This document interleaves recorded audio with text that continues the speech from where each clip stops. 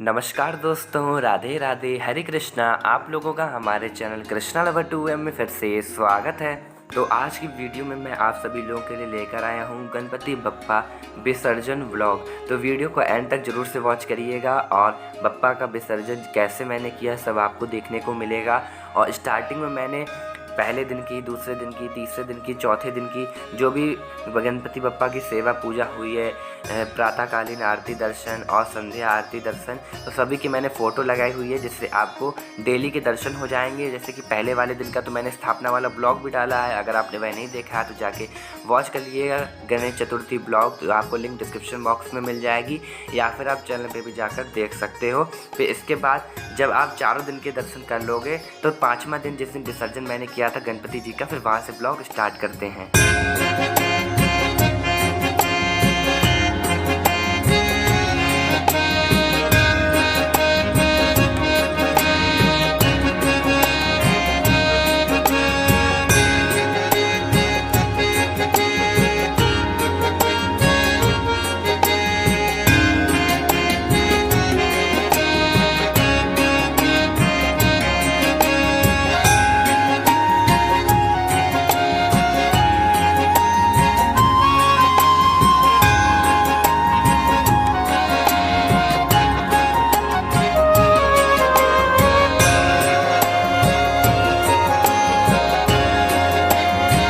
तो यहाँ से विसर्जन ब्लॉग गणपति बप्पा का स्टार्ट होता है। तो ये है सुबह के दर्शन, सुबह की सेवा पूजा, भोग आरती, जिसमें भोग में है दही अरवी, क्योंकि आज थी अष्टमी, राधा अष्टमी, तो राधा रानी के लिए भोग में बना था दही अरवी। तो वही गणपति जी को भोग लगाया गया है, उनके लिए भी अलग बन निकाल दिया गया था।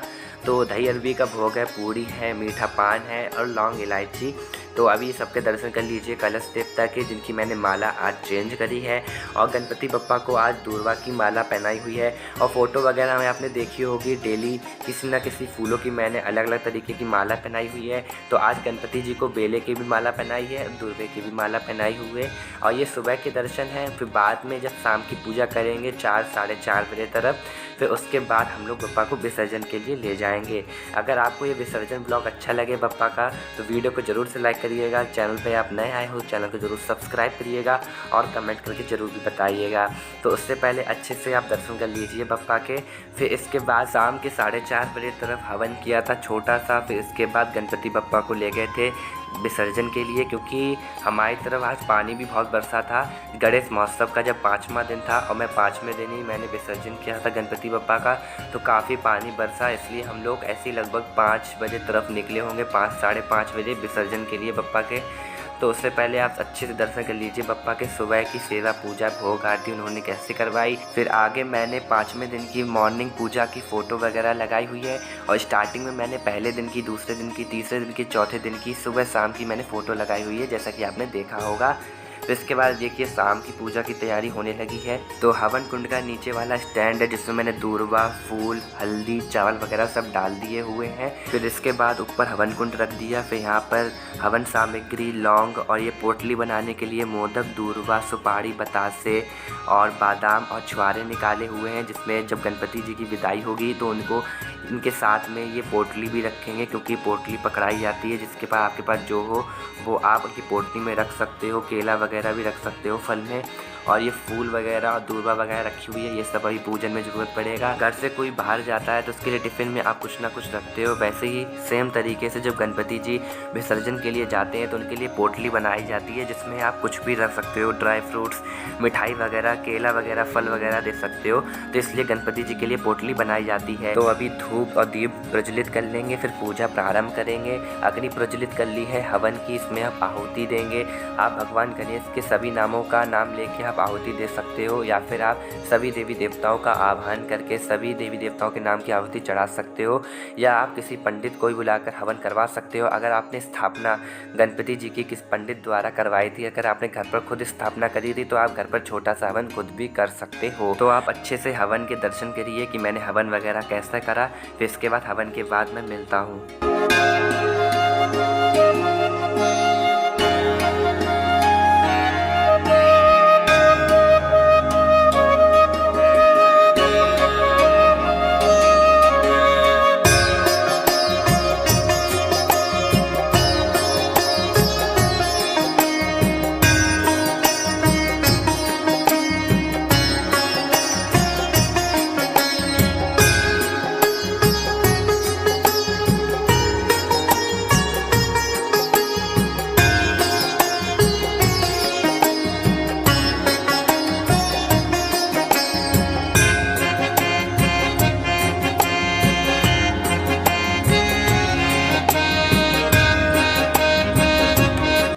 मैंने हवन करते समय मैंने वीडियो को छोटा कर दिया है, कुछ पार्ट काट दिए हैं क्योंकि हवन कम से कम 15 से 20 मिनट मैंने किया था।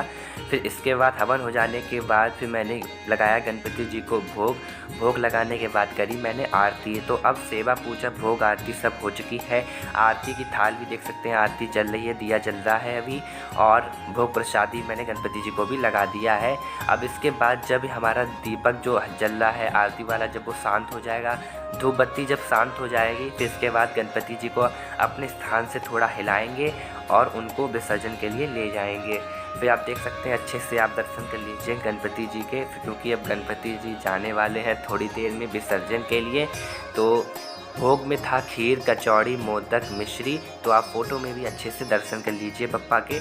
अब चलिए, अब मैंने गणपति जी को पकड़ा दी है पोटली। ये पोटली मैं नीचे रख दूंगा क्योंकि अब गणपति जी को मैं थोड़ी देर में उठाने वाला हूँ, क्योंकि मैंने दीपक वगैरह और धूप बत्ती वगैरह सब बढ़ चुका है, शांत हो चुकी है। और रिद्धि सिद्धि मैया को भी अपने स्थान से उठा लिया है और कलश देवता को भी हिला दिया है, और जो चांदी वाले मंदिर वाले गणपति जी थे उनको भी अपने स्थान से हिला दिया है।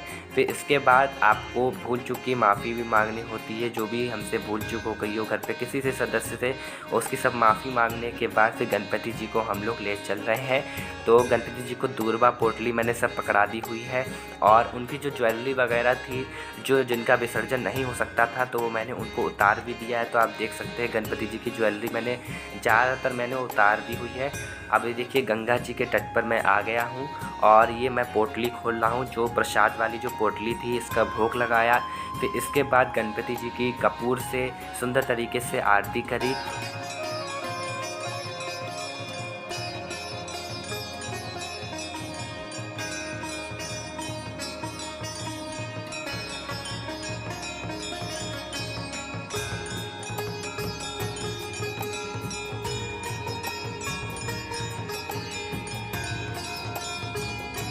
आरती उजाड़ने के बाद फिर मैंने नारियल का विसर्जन कर दिया। ये नारियल था पिछले साल गणेश चतुर्थी का, जो कि मैंने 1 साल तक घर पे रखा था।